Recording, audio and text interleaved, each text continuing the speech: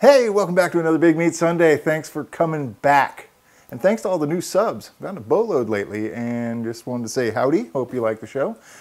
Today, we're going to be doing a little something for a buddy of mine, Lowbuck. You know who you are, Lowbuck Prepper.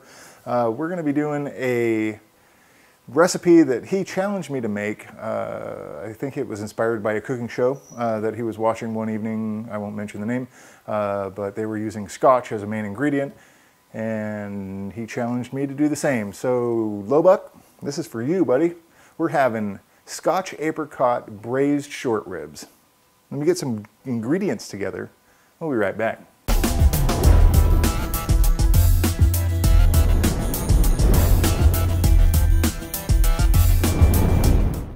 All right, so we have our ingredients together. We have these gorgeous looking short ribs. Definitely tasty looking. Beautiful marbling on those. Really good looking pieces of meat. Got some dried fruit here. Got some pears, or pardon me, some peaches, some apricots, some plums. Decided we're going to use all of them instead of just the apricots. It's got a nice sweet flavor, so it'll be all right. Onion, a little celery, and the secret ingredient, our striding man friend, Johnny Walker Black, and a little bit of garlic here. First thing we're going to need to do is get this meat over in that pot behind me. Get that seared up all four sides nice and toasty. So we're going to season this with just basic, salt and pepper. That's it. Don't want to put too much stuff on this, especially like garlic powder or something like that would be good, but when you sear it, it gets kind of sour or kind of a bitter taste with the garlic on it, so we're gonna not do that. And so get a little salt going on.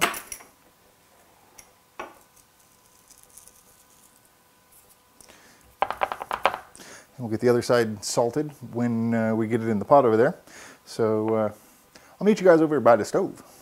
All right, so we're here at the stove, and I'm gonna take a little olive oil in our pot, just enough to cover up the bottom, about, I don't know, call it two tablespoons probably, something like that.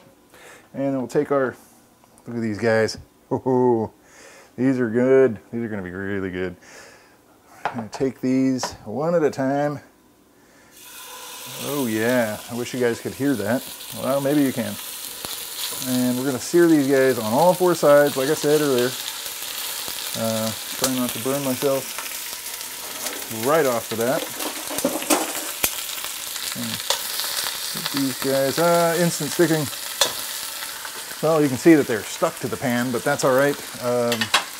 Just let these guys go for about 5 minutes. As soon as they get seared enough, they're going to release themselves. Then I can better organize them. So let's just fast forward in time. And they will come right off, just like that. Look at that. It's a nice sear on there. So we're just going to flip them over, try to make a little bit more room in here. That guy's not quite seared enough, but it's going to be all right. And we'll let these go for another probably 10 minutes or something. Let them sear, nice hot pan. In the meantime, let's get the rest of our ingredients chopped up. All right, so need a knife. Knives are good, especially when you want to be cutting stuff, right? Do our celery here first. Just want to do a nice just chop on it. We're going to use it for the flavoring. Really, we're not going to really eat it. It's just going to be there to flavor the juices that we're going to be braising in. Got an onion here. I'm just going to rough chop it. It's a nice sweet onion. I like sweet onions way more than just a standard brown onion. They just have such a much more pleasant flavor, I think. So, get the skin off of this guy.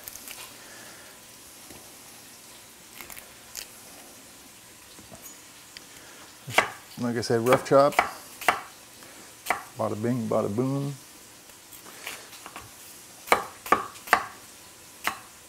So there's that. And then we're going to take these, and I think we'll just, I'll start now. I'll show you kind of what I'm going to be doing. I'm just going to kind of rough chop them into, well, call it a big dice. I think that's basically what we're going to end up with. It's something that looks pretty much like, yeah, about like that. So that's about what it's going to look like when we're done chopping that up. In the meantime, we got the meat over there on the stove searing away. By the time we're finished with this, it should be just about done. At that point, we're going to add our onions and our celery and our fruit, a little bit of scotch, and let the alcohol kind of braise out of it, and then we're going to add some fluid to that. So we'll be right back. These things are seared and looking nice. Look at that. So all four sides seared up, ready to go. So what we're going to do now is add our onions and our celery to this. And it seriously pains me to do this, but 1 cup of scotch. Next, I'm going to turn down my flame because I don't want an explosion. It's pretty alcoholic, so any of the fumes that come up, I don't want any fire.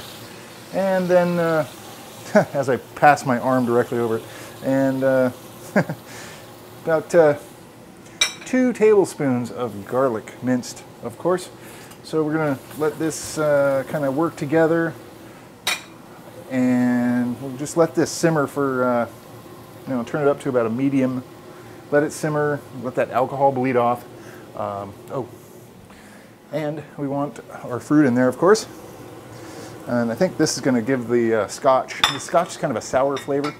I think the sour with the dried fruit all going to incorporate, and it's going to have a really, really good flavor. So I'm just going to let this go for, well, let it simmer for about 10 minutes, and then we're going to throw a little bit of beef broth in there, probably 2 cups of beef broth. Cover it and let it stew for 2 hours. All right, we're just about ready to hit it with the beef broth, but I did want to just kind of, needs a little bit of salt, so we'll add a little bit of salt on this. Just kind of to taste, whatever you feel like. And a little pepper.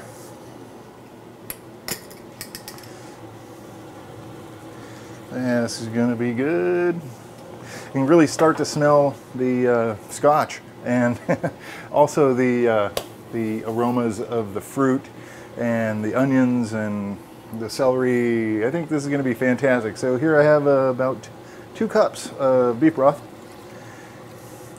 and we'll get that in there. You can see the meat's just about covered. I lost my tongs. Whoops. And we just want to make sure that's nice and covered. And again, we're going to bring this up to a simmer, and we're going to let this go for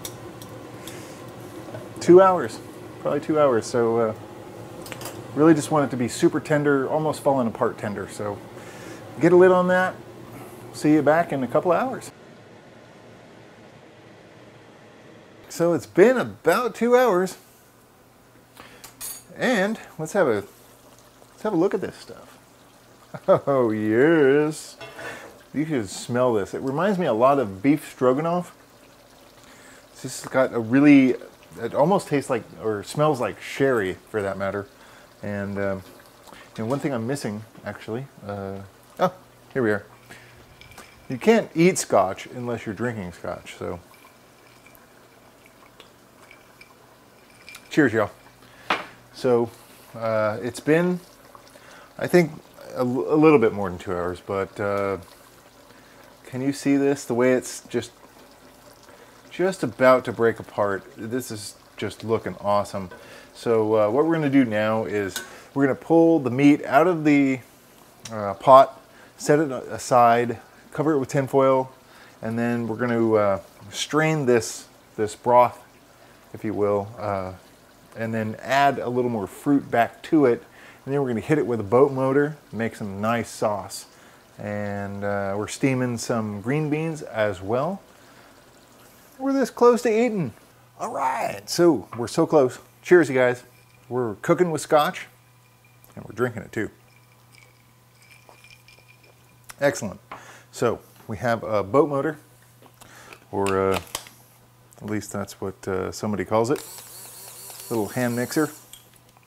I'm going to take that. We have a strainer and a bowl. We're going to grab, actually I need some pot holders. Stuff's hot. We're going to try to strain off a bit of the liquid from this. And then what we're going to do is take some of the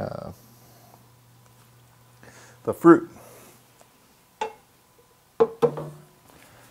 Some of the fruit that was in it, and going to grind it up with our little hand blender. It's going to make an amazing sauce. Okay, so I'm just stirring this, just trying to evacuate a lot of the liquid as much as I can from it. Then what I'm going to try, and keep in mind, I've never done this before. I'm going to take probably 2 helpings, if you will, with this fork. Pop it in there. I'm going to take this, throw it out in the sink. Immersion blender, boat motor, whatever you want to call it.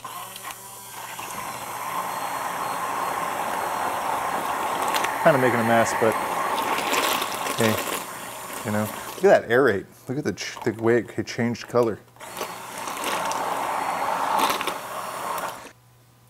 It's delicious. See what this tastes like. Oh, dude. Woohoo! Winning! Charlie Sheen's got nothing on me.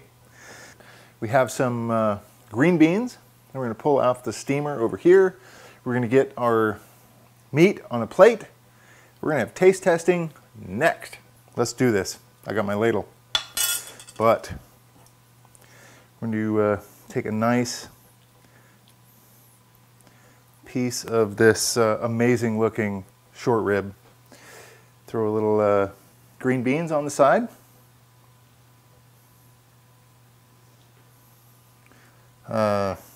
And then just have a little bit of this sauce. The pureed fruit and juices. It's not the prettiest color, I'll give you that. However, I have tasted it and it is incredible. So, without further ado,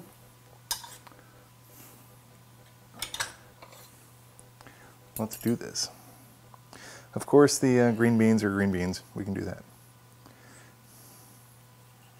It's very tender. Oh, look at that. Just pulls apart. Beautiful. Look at that. It's falling apart. It's gorgeous. Come on. Come to daddy.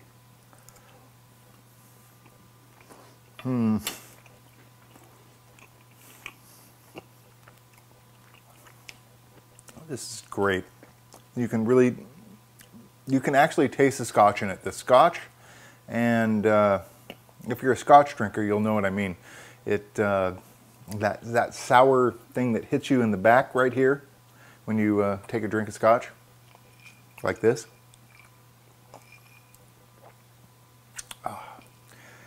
It's like Scotch and Scotch work together, right? This is amazing. What I was saying though is you can taste that Scotch flavor. It just doesn't have the perfumey, alcohol-y, flavor. And then the peaches and the apricots and the plums really announce themselves, so to speak. This is just great. I'm going to take another bite here.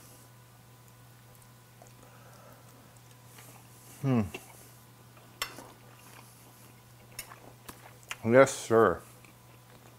This is great. All right, well, I'm starving. I'm gonna go eat. I hope you guys enjoyed this.